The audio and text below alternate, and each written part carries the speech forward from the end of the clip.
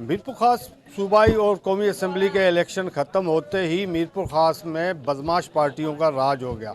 इससे इलेक्शन के दौरान इन्होंने प्रेसिडिंग ऑफिसर को मारा, कल फिर एक मर्डर हुआ। अब यार मोहम्मद की पुरअमन जो रैली थी उस पे सलामत लाखों और उसके हथियार बंदों ने स्ट्रेट फायरिंगें की हैं। आए हम यार मोहम्मद बलोच से पूछते हैं कि ये वाक़या किस तरीके से पेश आया।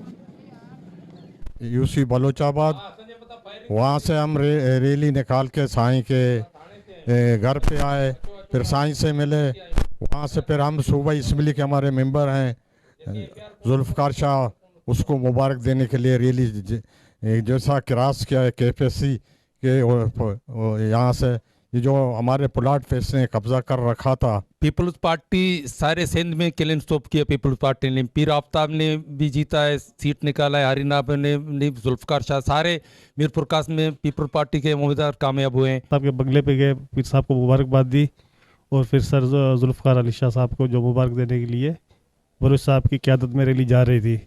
KFC के सामने सबने जैसे ही टर्न किया ना, तो आगे हमारे स्पीकर वगैरह लगे हुए थे, वो पीर साहब के हक में नारे लगा रहे थे, जुल्फ़कार शाह के हक में नारे लगा रहे थे। मुजाहिरीन का ये भी कहना था कि अगर हमें इंसाफ नहीं मिला तो हम रोडों पे निकल आएंगे।